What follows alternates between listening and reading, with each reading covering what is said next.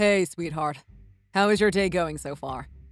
Did you hear back from your boss yet about where your assigned new school will be? You said they would let you know by today, right? Hey, love. I was just about to text you, too. I got assigned the literal farthest school from home. I googled it and mapped it out. It takes 2.5 hours to commute there and back. I am already having an anxiety attack just thinking about having to spend rush hour stuck in traffic every day. I really wanted Shallow Waters High. Oh, I'm sorry, babe. I heard they purposefully don't let you go to the schools you want. Some dumb conflict of interest issue or something. I wish I could commute with you to keep you company. I know. I wish you could too. But oh well, it's not like I can just tell them no or anything. I have to start in 3 weeks. It'll be long and annoying, but it'll be fine. Everyone does it, right? This is what you get for living in the city. You will get used to it in no time. Maybe listen to an audiobook or two. We should go out to eat tonight and celebrate the new chapter of your career. How does steak sound? You love steak. Oh, that does sound wonderful. Yes, I'm feeling more like spaghetti or some sort of pasta. Were you married to steak? Not at all. Pasta is perfect. Whatever you want. We are celebrating you. Woot! Okay, I am headed to a bookstore now. I'll see you downtown afterwards. Sounds good. I'll see you at our usual spot by the bell tower. Mwah!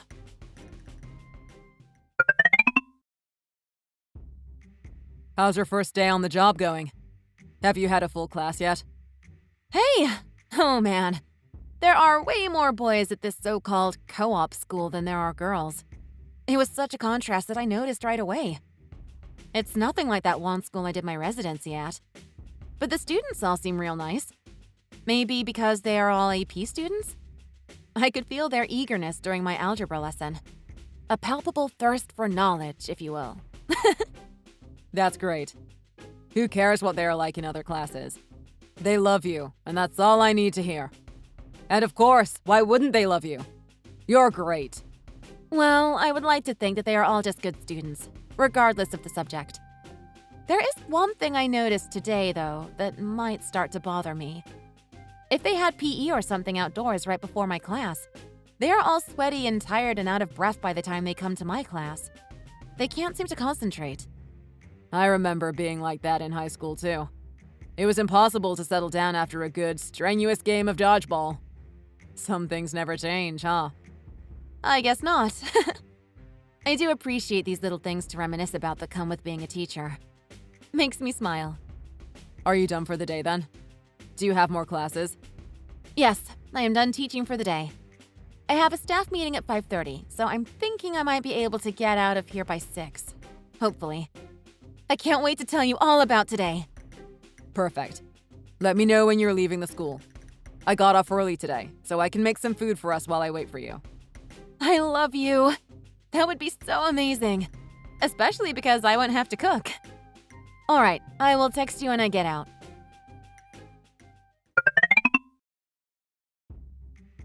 Hello, Christopher dear. How are you? I was wondering if you had gotten the package I sent yet. Oh, hey, Mrs. Charleston. I'm doing all right. I'm sorry, what package? I haven't gotten anything delivered recently. Not that I know of, anyway. You haven't? All that extra for priority mailing for nothing! I hope they are just delayed and not lost along the way. I have a good friend who is a nutritionist, and she let me get in on a bulk haul for some premium vitamins from Europe or something. So I sent you some. I know how you get with allergies come springtime and pollen starts flying everywhere. She said these particular vitamins are very good for those kinds of things. Wow, thank you so much, Mrs. Charleston. You are the best mother-in-law. I really appreciate you thinking of me. I should be the one sending you vitamins. Nonsense. The king of the castle should always be in tip-top shape. Every time I talk on the phone with Hope, I could hear you coughing and sniffling in the background. You poor thing. It breaks my heart. Once you get them delivered, pop one with your meal every day. It should do you some much-needed good. You are my baby, too. I need to make sure you're healthy. Oh, that is so sweet. Hey, Mom, can you buy me a car? There's this brand spanking new model of Tesla I heard was coming out. I'm just joking. You are the greatest mother-in-law a guy could ask for. Truly. I hope so. You mean a lot to me. You know that? You and Hope are equally precious to me like my own children. We love you. How are you and Mr. Charleston? Everything going well for you? Of course. We are old, but we are doing just fine. How is Hope liking her new school? Has she told you much about it? She never tells me anything anymore. You wouldn't know it now, but she used to tell me everything in such luscious detail about everything that happens at school. I miss that chatterbox. I'm lucky she told me about this new school this time. She's getting used to it. There's the commute, which takes a lot longer compared to when she was interning. I think she's stressed out by how much time is wasted in traffic. Time that she could be spending planning for her lessons and whatnot. She also mentioned this new school has significantly more boys than girls. But she says they all seem docile because they are college-level students. All in all, she says it's a job, not a lifestyle. She tells herself it could be worse. Such a positive soul, that Hope. That makes me relieved. She has always wanted to be a teacher, ever since she was a little girl. I am proud of her for setting out to reach her dream, but I also worry because she is so thin these days. Please take very good care of her, Christopher. You are all she has there. Absolutely. She is my everything. She comes first. You know that, Mrs. Charleston. Don't you worry about Hope. You can count on me. I know. Thank you. Don't forget to take those vitamins when they get there. I hear they do wonders. And maybe you will be telling some wonderful news by the time our next phone conversation is due. Yeah, maybe. Well, I have to get back to work now. Take care, Mrs. Charleston. I will let Hope know you messaged. And thank you for the vitamins. I'll start taking them as soon as I receive them.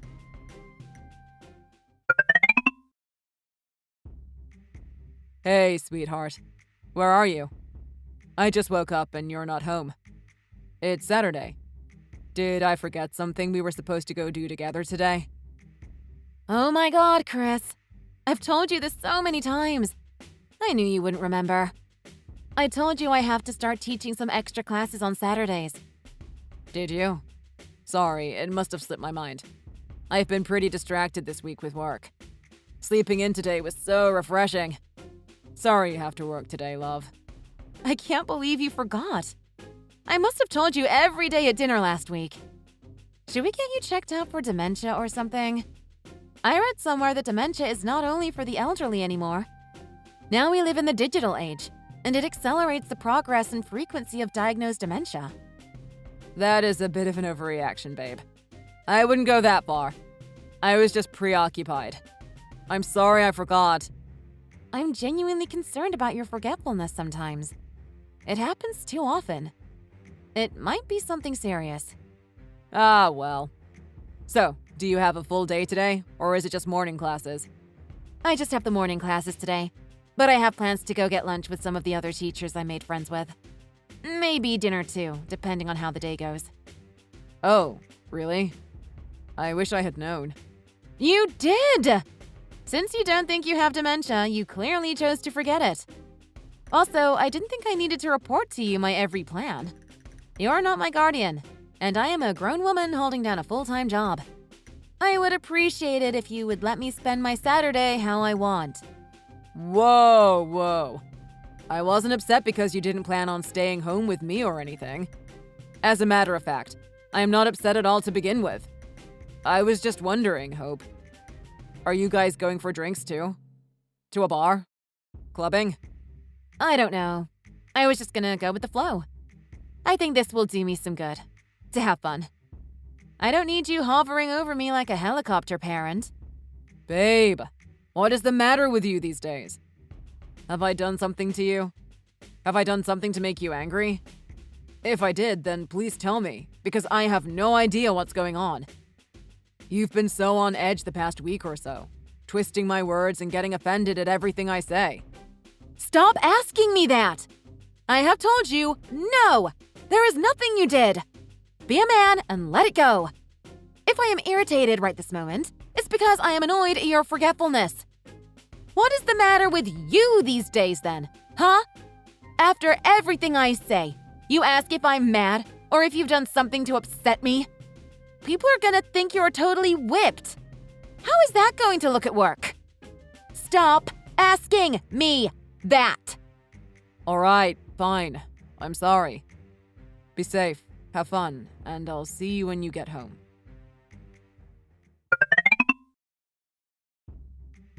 Hi, Mrs. Charleston. Can I pick your brain for a sec? Christopher, darling! I'm a bit indisposed at the moment, to be honest. Could this wait? Well, it concerns Hope. I can't think of anyone else to talk to but you. This has something to do with Hope? What is it? Is she hurt? No, she's fine. Physically, she's fine. But emotionally, she has been very irritable and sensitive to the smallest things. Especially things about me. What I say, what I do.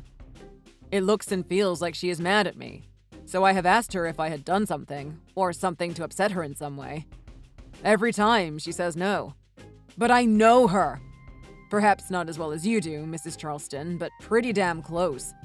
She is never home either. She goes out with her new coworkers almost every other night. And when she is home, all she does is sleep.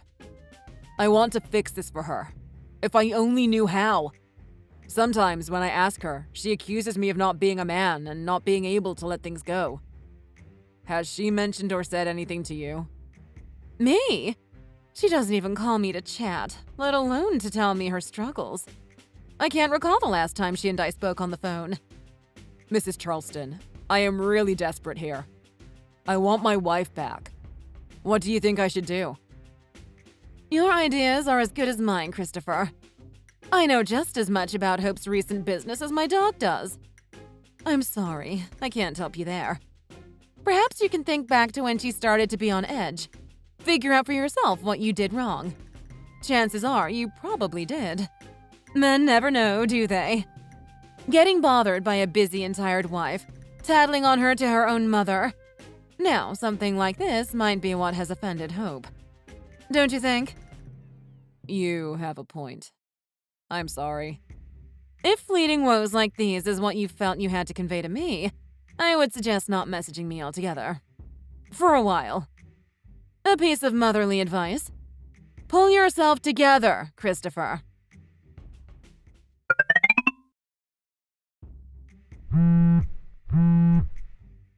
Hey, babe.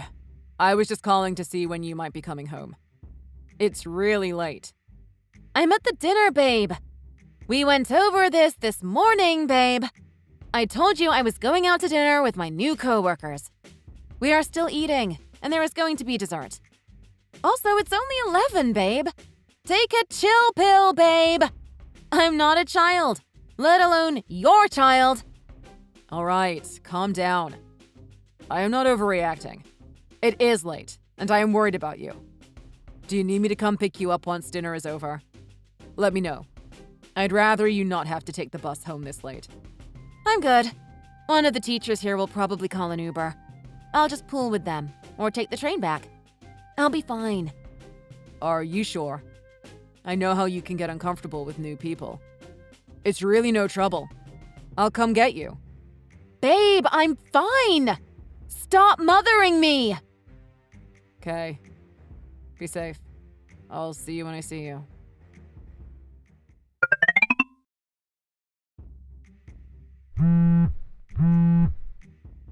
Hey, hun. Are you held up at work again? Oopsie, sorry. Did I forget to leave a note? I'm at dinner with the entire school board staff. The superintendent is even here. You know I had no say on this matter. I am the latest hire. I have to attend these things. This was a must. Your company has retreats and team building stuff too, right? No, yeah, I get it. A note would have been nice, though. I have been worrying this whole time. I know. I said I'm sorry. So anyway, I will be late. Don't wait up. Also, I won't be able to hear the phone ring, so maybe don't call again. I'll see you when I get home. Late. All right. Be safe.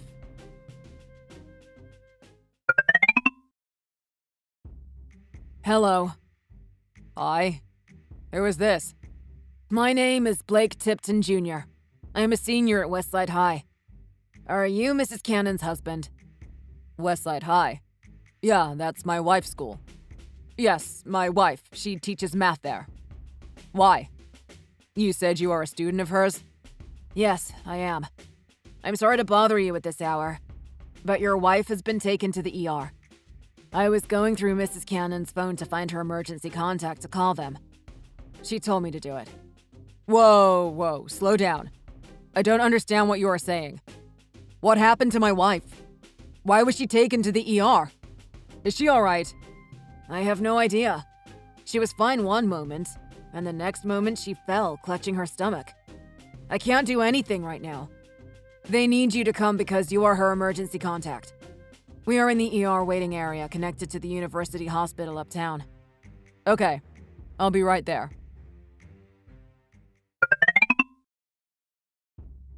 Hey, Blake. First of all, thank you for calling 911 for my wife. I don't think I said this properly amidst all the chaos at the doctor's office. But there was something that kept coming back to me that I can't quite wrap my head around. Do you mind if I ask you some questions? Sure. Go ahead. I would like to know why you were the one that called 911 for my wife. She had told me she was at a staff dinner. I have never heard of a teacher's staff dinner where undergrad students are invited, let alone allowed. They were at a bar. How would you even get in? And I would like to know why you called the 911 from a room of a roadside motel. I thought you might be able to tell me the answers to these questions before I got them from my wife. I think it would be best for you to talk to Mrs. Cannon. I think it's better if you hear it from her. You were clearly with her, though, right? So you must know. You must have seen or heard something. Why would it be better if I heard it from my wife? What would be better if I heard it from my wife? I should have said, I don't want to be the one to tell you. What? I don't want to deal with this anymore. I'm done. Seriously, dude. You should talk to your wife. Let her tell you why she was at a roadside motel. Let her explain what her stomach pain was. I'm out. I've done my part. Don't text me back.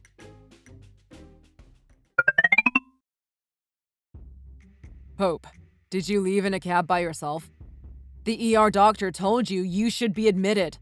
At least overnight. Oh yeah, that'll go over nicely at my new job. Hey, Mr. Principal. I've only been working here maybe 4 months, but I really need to use my paid time off to stay at some hospital for literally nothing. Of course I left. I called a cab and got the hell out of there before they could force me to stay. Would you want to be fired for something as stupid and unnecessary as being hospitalized for stomach cramps? How are you being so righteous right now? What do I have to be guilty for? I don't want to stay the night at a hospital. The doctor told me what could have caused your stomach cramps. He said it is seen most commonly in patients who admitted to having very rough sexual intercourse. So, like a dummy, I asked the student who you were apparently with, and he basically told me to F off. His exact words were, "I'm done." He told me to ask you and get answers from you. He seems to think you will be better at explaining. Or covering something up, maybe. What do you have to say about this, Hope? Can you please tell me why you were taken to the ER from a motel? And why a student of yours was the one to call 911? You told me you were at a dinner with your co-workers. Fine. If you have to hear it from me, here it is, Chris. It is exactly what this looks like. That's why I was at a motel with Blake. And that is why he called 911, and that is why I had to go to the hospital. Whatever inappropriate, sick, kinky thing this looks like to you, this is that. You happy now? Are you out of your damn mind? Hope, he is a child. Not only did you have an affair, but you had an affair with a minor. That is a felony, Hope. What were you thinking? That's just it. I wasn't thinking. Unlike with you, I didn't need to think about my feelings for Blake. I just felt it. Did you know love is supposed to do that? Because I didn't. I never felt the love for you, or from you, Chris. Love makes you stupid and blind. And that is what I have with Blake.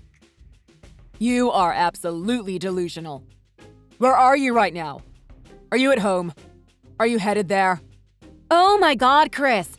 I may be whatever you want to call me right now, but I'm not an idiot. Why would I go home? Straight back to my life with you? Now that the cat is out of the bag, I guess this is as good a time as any. I have been planning on leaving you, so it might as well be tonight. Don't call or text me anymore. I will send someone to collect my things sometime. Bye, Chris.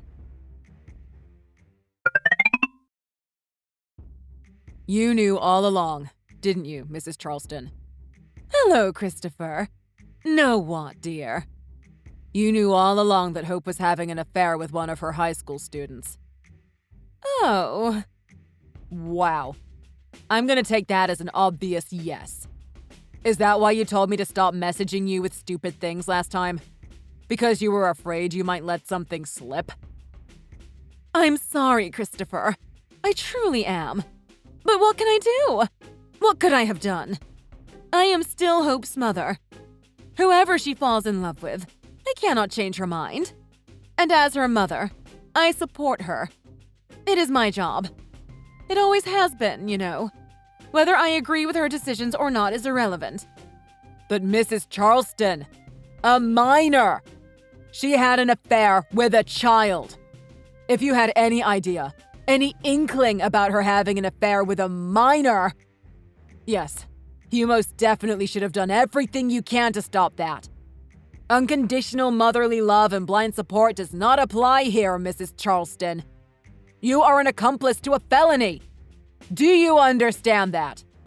Don't you dare lecture me on motherhood, young man. Frankly speaking, yes, I should have stopped her from committing a felony. And perhaps I would have been more inclined to put an end to it if you were man enough to support my argument for such. But who are you? You come from nothing. You know Blake is the son of the CEO of Tipton Steel. Your grown man specs do not hold a candle anywhere remotely close to Blake's. And that is just considering your backgrounds. Do you know who the last cover model for Teen Magazine was? It was Blake. He is the whole package. Age was more than simply a number, in this case. Don't you agree? No mother would say no to her only daughter hitting the quite literal jackpot. Take your losses and go whine somewhere else, you petty child. So you've met him? You two have been introduced and all? I have met him, yes. I must say, I do wish Blake were a few years older. But at this point, what is done is done. I am Hope's mother, and I shall see her be happy. Above all else, don't make a fuss and just sign the divorce papers once they arrive. They are well on their way. Oh, I was never going to make a fuss about divorcing her. What good is a cheating, disloyal wife that I would want to keep her? But now that you've told me so much, I feel like I want to delve into this matter deeper. I will get to the bottom of this, one way or another. I will see this through. Thanks, Mrs. Charleston. This has been very informative. What are you playing at here, Christopher? Well, why don't you wait and see?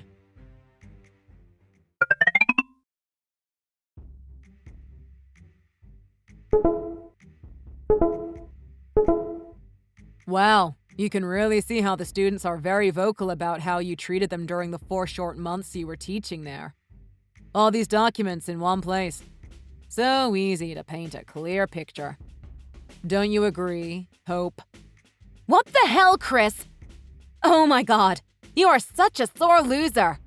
This is a new low. Ugh, why can't you just be a real man and deal with it? I can't believe you posted those so publicly. You're right, I could have manned up. But then, you know me. I come from a no-name family with basically no education. So I guess I just don't know how to be a real man. Then I realized, as a sad, lowly peasant, I have nothing to lose. I lost my wife, to a kid no less. Why not spend whatever energy I have in me to expose you, I thought. Your coworkers were pretty eager to tell me everything they knew as well. How you met your little boy toy, Blake. My coworkers? You've been asking around about me to the people I work with? Of course I did. I went down the list of your coworkers from principal to janitor. You know what was funny that I discovered? Not a single employee of Westside High School thought of you as friendly, or kind, or even approachable. What the hell have you been doing the past few months? I know all those staff meetings were a lie, but did you try at all to acclimate to your new job? Christopher, what have you done to my daughter? You have ruined her reputation. Have you any idea how hard she worked to be a teacher? It was her childhood dream. Why, yes, Mrs. Charleston. I am sure it was little Hope's aspiration from a young age to become a teacher. I'm sure she foresaw herself shape other young minds by taking bribes from her students for better grades.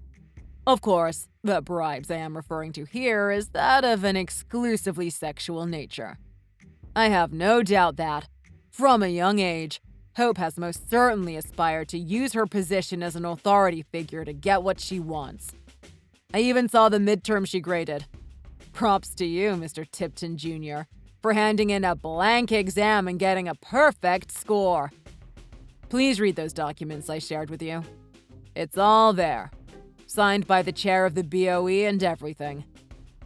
God damn it, Mrs. Cannon. This is not what I signed up for, dude. What the hell am I gonna tell my mom, Hope? I mean, Mrs. Cannon. If everyone knows, there go my scholarships and scouts. Ugh. Don't worry your little head just yet, Blakey.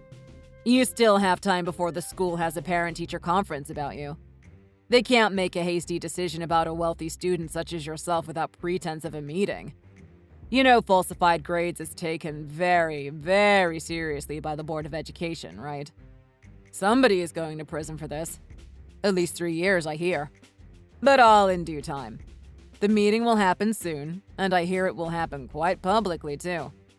I would love to see your prominent CEO father's comments on this matter. Man, have you guys messed with the wrong... I may not be a man, but oh, I sure am crazy. Chris, I think you need to calm down. This is too much. I can see you're upset, and rightly so. But calm down and think about this. Please. Can we talk about it in person? I'll come to you. Hope is right, Christopher. I understand you have every right to be angry right now. But this is unbecoming of you, especially to lose it in front of the child involved. You and Hope should really hash this out in person. Nah, I've held it in too long. I have always tried to be the peacemaker, quick to apologize for the sake of our relationship, rather than my own ego. But I can see that was a big part of why it has come to this point. My wife mistook my being docile for being a pushover. I will show you what vengeance I actually harbor. You will see and feel my revenge for as long as you live. I kinda like this unleashed side of me, don't you? Isn't this fun? Let me give you one last piece of friendly advice to you, Hope. Go have a fun, happy little life in prison with your boy toy and be sure to put a tight leash on him, because who knows where he will wander off to once he realizes you are nothing but an old hag. That is, if you get out of prison before you are 40. After that, my divorce was finalized smoothly, and things are settling back to my pre-marriage norm. The school board has made the easy and necessary decision of firing my ex-wife for her inappropriate behavior with a minor student and falsified grades she has been giving out in return for her favors. The Tiptons, Blake's parents, have filed a lawsuit against Hope, and while the investigations were ongoing, the police discovered more and more evidence of falsified school records elicited by Blake. He has now been indefinitely suspended from school, until yet another meeting has been conducted. There is no doubt that, even if he is tried as a minor, the things he has done will follow him into adulthood, and haunt him for a long, long time. As for me, I have been concentrating on work since my divorce. All the money I saved up while I was in that boring marriage is now looking perfect as a down payment for a decent house. Or even for a car. Either way, I have things to look forward to, which is a great improvement. One good thing that came out of this ordeal is that I made a promise to myself that I will never let anyone walk all over me again, for their sake and my own. Here is to the start of my new chapter in life. Thank you for watching. If you have enjoyed the video, please don't forget to like and subscribe.